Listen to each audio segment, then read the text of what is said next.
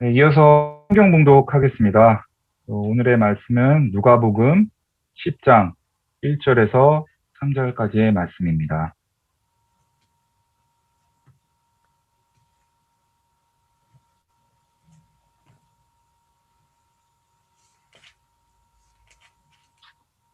네, 다 찾으신 줄로 알고 읽도록 하겠습니다. 그 후에 주께서 따로 70인을 세우사 친히 가시려는 각 동네와 각 지역으로 둘씩 앞서 보내시며 이르시되 추수할 것은 많되 일꾼이 적으니 그러므로 추수하는 주인에게 청하여 추수할 일꾼들을 보내주소서 하라.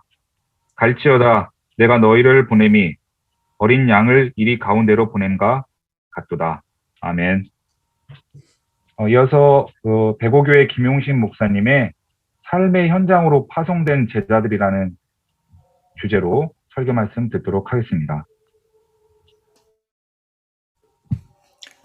네, 할렐루야, 반갑습니다. 네, 저는 백오교회와 동원훈련장 한마음교회를 섬기고 있는 김용식 목사라고 합니다. 오늘 특별히 호국 보훈의 달에 드려지는 우리 MCF 예배에서 설교할 수 있는 기회를 주셔서 하나님께 감사드리고 무척 영광스럽게 생각합니다.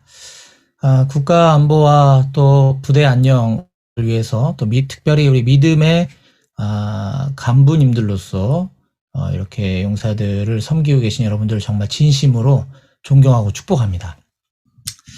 아마 여기 계신 여러분들 지금 같은 부대원이 아니시면은 서로 얼굴 본 지 아마 오래되셨을 것 같은데, 뭐 이따가 또 교제하는 시간이 있는지는 모르겠습니다만, 잠시 우리 음소거를 좀 해제하고 이름 불러가면서, 아무개, 원사님 반갑습니다. 아무개 대위님 반갑습니다. 서로 좀 인사 좀 잠깐 나누실까요?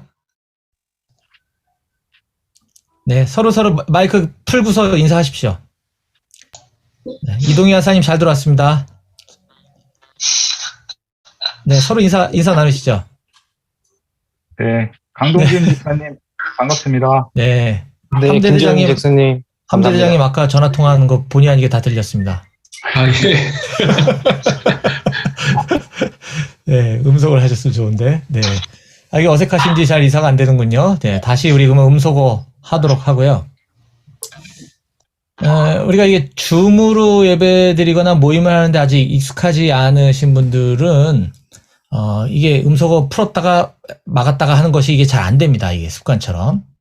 근데 이제 저는 회사에서도 그렇고 또 다른 예배 또 어떤 선교단체 등등에서 이게 많이 하다 보면 그런 경우가 늘 있습니다. 찬양할 때 찬양을 해야 되니까 마이크를 풀고서 이제 찬양을 하시게 되면 이게 레이턴시라고 그러는데 딜레이가 발생을 해가지고 이게 돌림 노래도 아니고 이게 막 복잡해집니다. 그래서 보통 호스트가 강제로 이제 음소거를 하게 되는데 또 그래도 계속 풀고서 또 찬양을 하시더라고요. 그래서 그런 것들은 이게 되게 불편하죠. 다른 사람 목소리도 안 듣고 나 혼자 찬양을 해야 되니까 이게 우리에게 주어진 환경인데 그게 빨리 좀 적응돼야 되지 않을까 하는 생각이 좀 듭니다. 그래도 오늘 MCF 예배는 좀 많이 익숙해진 것 같습니다. 예전번에 비해서. 그래서 우리가 줌으로 이렇게 음소거 했다가 막았다 하는 이런 것들도 좀 수시로 확인하고 또 연습하는 것도 좀 필요하겠다 싶어서 제가 우리 인사 좀 해보자고 했던 것이고요. 제 소개 좀 드리도록 하겠습니다. 제가 우리 사랑하고 존경하는 우리 오포병예단 MCF 회원분들과 또 오포병예단을 섬기시는 여러 목사님들 앞에서 설교를 오늘 처음 이제 하게 되는데, 저는 학부 때 체육학을 전공했습니다. 네, 학부 때 체육을 전공하고 우리나라 IMF가 시작되는 1997년도에 육군 보병장교로 임관했습니다. 그래서 파주 1사단 임진강 경계부대와 GOP 일반전초 소초장 그리고 철책에서만 15개월 있었고, 페바 알파 지역 민통선 이북 지역에 있는 이제 주둔지에서 소초장 생활을 꽉 20개월을 채우고 OAC 갔다가 그 전에 소대장 20개월 마치고 1사단 11년대에서 이제 군수장교 임무 수행한 후에 OAC 마치고 경북 의성에 있는 50보병사단에서 향토사단 중대장과 인사 군수 업무 겸직을 했습니다. 그리고 마지막으로 근무했던 것은 62보병사단 조치원에 있었었는데 지금 없어졌습니다. 사단이. 예. 62보병사단에서 사단사령부 인사처 안전장교 업무 수행하고 2004년에 7년간 군복무 마치고 대위로 전역을 했습니다. 내년이면 벌써 임관 25주년이더라고요. 예. 제가 그 사단사령부 인사처에서 근무하면서 사고 예방 활동 그리고 사고 후속 처리가 제 주 업무였기 때문에 헌병, 감찰, 군종 개통하고 이제 같이 이제 협조하는 업무들을 많이 했는데 그때 우리 군종 장교님들 생각이 많이 나고 또 지금 군인교회 사역을 하다 보니까 또 우리 군종 목사님 얼마나 노고가 많으신지도 누구보다 잘 이해가 됩니다. 저는 어려서부터 교회를 굉장히 열심히 다녔습니다. 학생회 때 총도 하고 회장도 하고 성가대 찬양팀 뭐 심지어 대입 준비해야 되는 고등학교 때는 막 외부 찬양 선교단 하면서 뭐 문화의 밤 하는 교회 다니기도 하고 이러면서 찬양 뭐 공연이라고 해야 되나요? 뭐 하여튼 많이 다녔습니다. 집회를. 그리고 아까 말씀드렸던 것처럼 1사단 11년대에서 GOP 소초장 할 때는 교회가 없기 때문에 야간 경계 근무 철수 후에 우리 소대원들 중에 이제 믿음 있는 용사들과 함께 취사장에 모여서 이제 야간 경계 근무 쓰고 돌아오면 빨리 씻고 자야 되는데 그 자는 시간에서 1시간을 제가 빼가지고 한 3, 4시간밖에 못 자는데 이제 우리 교회 다니다 온 친구들은 제가 다 불러서 소초 취사장에서 성경 읽고 기도하고 찬양 부르고 요 정도밖에 할 수가 없었는데 어쨌든 그렇게 예배도 함께 드리곤 했습니다. 군생활 전역하고 나서 이제 직장 다니고 결혼하고 그러면서 저는 교회에서도 역시 남전도회 회장, 성가대, 찬양팀 뭐 등등 뭐 11조원금 꼬박꼬박 잘 들리고 뭐 제가 제법 믿음 좋은 사람인 줄 알고 살아왔습니다. 남들도 그렇게 이야기해 줬습니다. 그 정도면 믿음 괜찮은 건가요, 여러분? 저는 지금 제가 제 자랑을 하려고 하는 것이 아니라 저는 그게 저의 엄청난 착각이었다는 사실을 나중에 깨달았습니다. 제가 믿음이 좋은 사람이라고 착각하면서 살아왔구나. 주일날 교회에서는 제법 뭐 그럴듯하게 주변 사람들한테 인정도 받고 하지만 집에 와서는 다른 사람으로 변신하기가 일쑤였고 네, 다른 사람으로 변신하기가 일쑤였고 월요일부터 토요일까지는 온통 머릿속에는 회사 일, 승진, 성공, 실적, 뭐 인센티브, 수입, 돈 이런 걸로 가득 차 있었습니다. 우리 주님 생각은 뭐 거의 안 하면서 살았던 것 같아요. 여러분들은 어떠신가요? 마음속으로만 대답하시기 바랍니다. 여러분들은 괜찮으신가요? 주님 사랑하시나요? 네. 그렇다면 매일매일 큐티하고 기도하는 시간, 큐티와 기도를 통해서 주님 만나는 시간이 최소 하루에 1시간 이상쯤은 되시죠? 네. 하나님 말씀이 그대로 기록되어 있는 우리 성경 말씀, 하나님의 우리를 향한 그 러브레터, 이거 하루에 최소한 한 10장은 읽으시나요? 네, 뭐 한 5장? 매일매일? 네. 저는 뭐 어느 정도 전 머릿속에 통계가 다 있습니다. 제가 우리 주님께서 우리 죄를 대신 짊어지시고 십자가에서 죽으셨다가 부활하신 후 하늘로 승천하시기 전에 이 땅에서 마지막으로 남기신 유언과 같은 말씀이 있습니다. 이건 한번 찾아봤으면 좋겠어요. 마태복음 28장 19절 20절 말씀을 우리 전주설 집사님이 한번 찾아서 읽어주시고, 사도행전 1장 8절과 9절은 우리 함덕준 집사님께서 한번 읽어주시면 감사하겠습니다. 전주설 집사님, 마태복음 28장 19, 20절. 그러므로 너희는 가서 모든 민족을 제자로 삼아 아버지와 아들과 성령의 이름으로 세례를 베풀고 내가 너희에게 분부한 모든 것을 가르쳐 지키게 하라. 볼지어다 내가 세상 끝날까지 너희와 항상 함께 있으리라 하시니라. 아멘. 아멘. 네, 사도행전 1장 8절과 9절입니다. 함 집사님.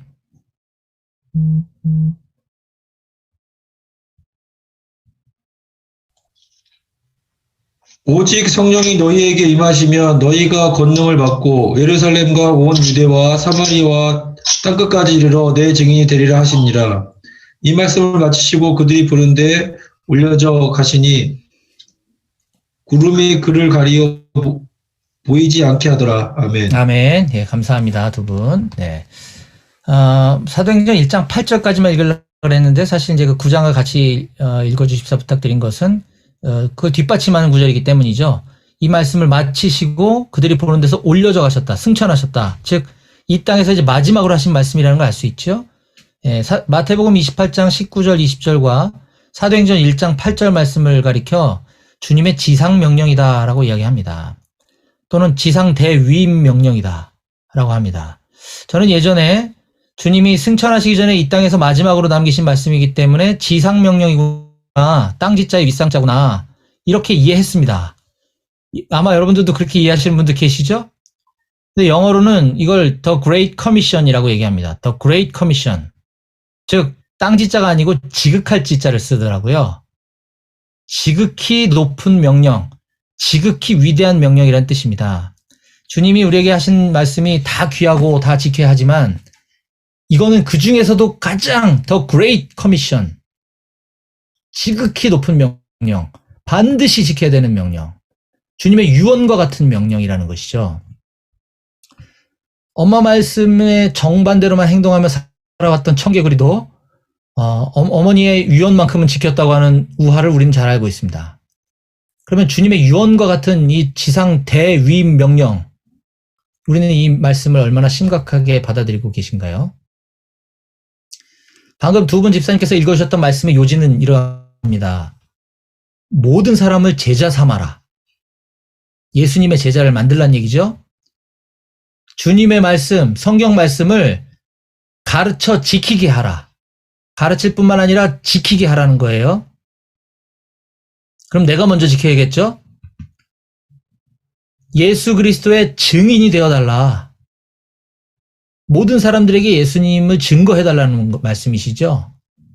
이것은 일부 목회자들에게만 주신 말씀이 아니라는 겁니다. 모든 그리스도인들, 여기 계신 우리 모든 MCF 회원들에게 주님께서 유언과 같이 당부하셨다는 거죠. 주님께서는 예루살렘과 온 유대와 사마리아와 땅끝까지 이르러 내 증인이 되라고 말씀하셨습니다. 그렇다고 한다면 우리는 모두 다 직장 그만두고 군대 제대하고 선교지로 나가야 되나요? 그건 아니죠. 그렇다고 한다면 우리의 땅끝은 어디겠습니까? 주님께서 특별한 때에 우리 각 사람을 특별한 곳으로 부르시고 보내시지 않는 한 저와 여러분들의 현재 땅끝은 바로 이곳 군선교 현장이라는 사실을 꼭 기억하시기 바랍니다. 그런데 주님께서 이처럼 승천하시면서 마지막으로 제자들과 또 오늘을 살아가고 있는 우리 모두에게 지상명령을 주시기에 앞서서 이제 실전 전투 현장으로 투입시키기 전에 실전과 같은 훈련을 시키시는 장면이 바로 오늘 아까 우리가 읽었던 본문 말씀입니다. 자, 그러면 우리가 주님의 지상명령 성취를 우리가 순종하기 위하여 주님께서는 우리를 어떻게 훈련시키셨는가를 살펴보고 우리의 삶에도 동일하게 적용되었으면 좋겠습니다. 자, 누가복음 10장 1절부터 시작되는 오늘 본문 말씀을 보기 전에 오늘 누가복음 10장 1절은 70인의 제자를 파송하는 장면이고요. 그 앞장인 9장 1절 말씀부터 한번 보겠습니다. 제가 읽어드리겠습니다. 9장 1절부터 2절까지입니다. 누가복음이요.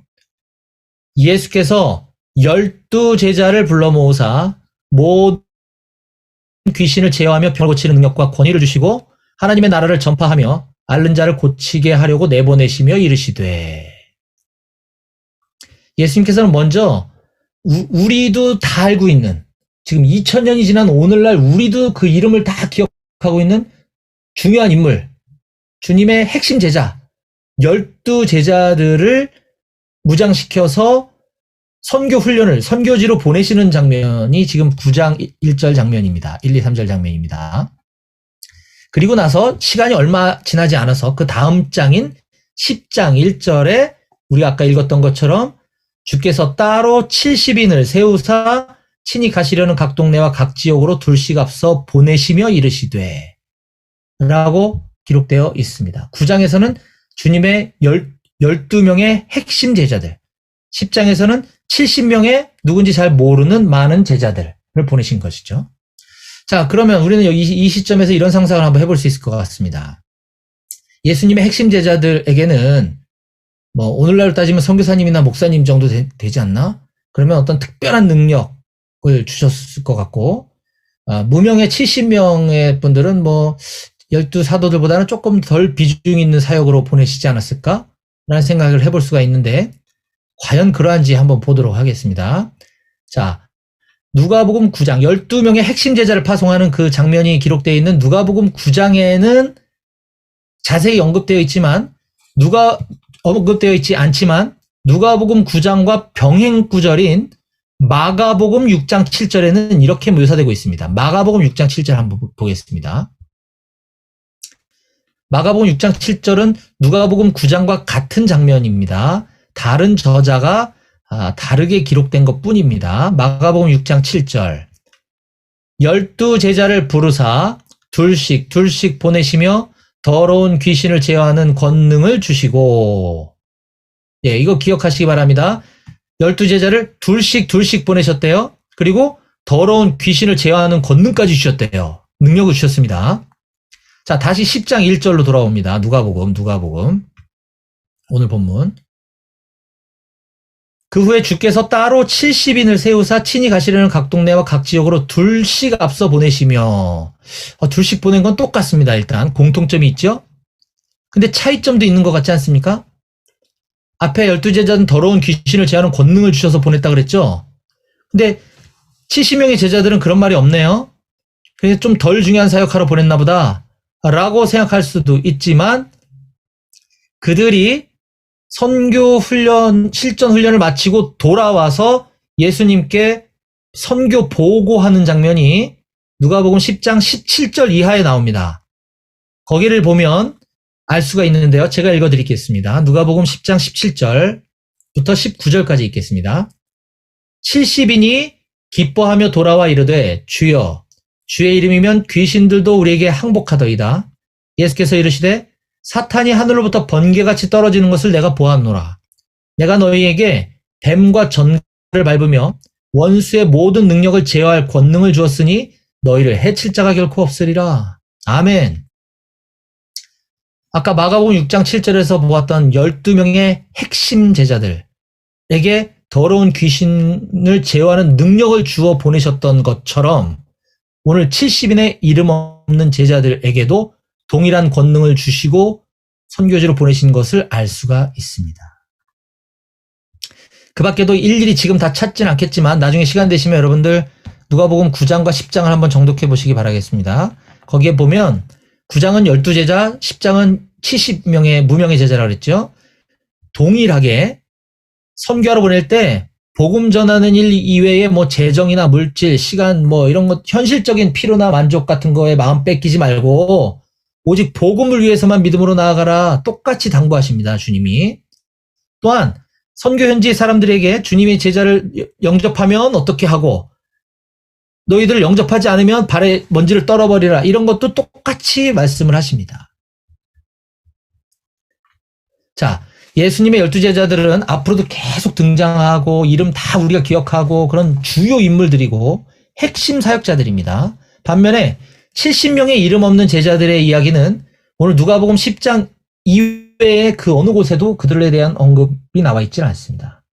여기에 나오고 그냥 끝입니다. 근데 이 똑같은 얘기를 왜 이렇게 두 번씩이나 기록을 했을까요? 바로 이것은 예수님의 12제자의 사역과 70명의 이름 없는 무명의 평신도와 같은 우리들의 사역이 결코 다르지 않다. 능력 다르지 않다라는 것을 우리들에게 가르쳐주고 있는 것입니다. 이것은 예수님의 지상명령이 사도들에게만 주어진 것이 아니고 무명의 모든 그리스도인들에게 동일하게 주어졌다는 것을 말씀해주고 계신 것이죠. 그런데 현실을 보면 오늘날 성경 말씀을 공부하거나 가르치는 거, 전도하고 양육하는 거, 제자화하는 거 이런 것들은 모두 다 목회자분들의 전유물이라 생각을 하고 평신도들은 그저 교회에 손잡고 데리고 나오는 정도 요걸 우린 전도 다 했다라고 생각하는 경향이 교회 안에 아주 뿌리 깊게 팽배해 있습니다. 다시 한번 강조하지만 이것은 주님의 지상 명령과는 전혀 다른 현실인 것이고요. 성경 말씀에도 맞지 않는 우리의 행위들이고요. 중세 로마 카톨릭에서 사제들에 의해서만 성경이 읽혀지고 가르쳐져야 된다라는 것에 대해서 그것이 비성경적이다. 그래서 일어난 종교개혁 정신과도 맞지 않는 것입니다. 근데 오늘날 우리는 그렇게 살아가고 있습니다. 여기 있는 우리 모두는, 우리 MCF 회원님들 모두는 본문에 70인의 이름 없는 제자들, 이름 없는 선교사들처럼 여러분들의 삶의 현장인 이곳, 각 부대로 파송받은 주님의 제자들이고 선교사라고 하는 사실을 믿으시기 바랍니다. 아멘. 두 번째로 오늘 본문을 통해서 주님 우리에게 주시는 교훈은 선교는 공동체를 통해서 공동체와 함께 해야 한다는 것입니다.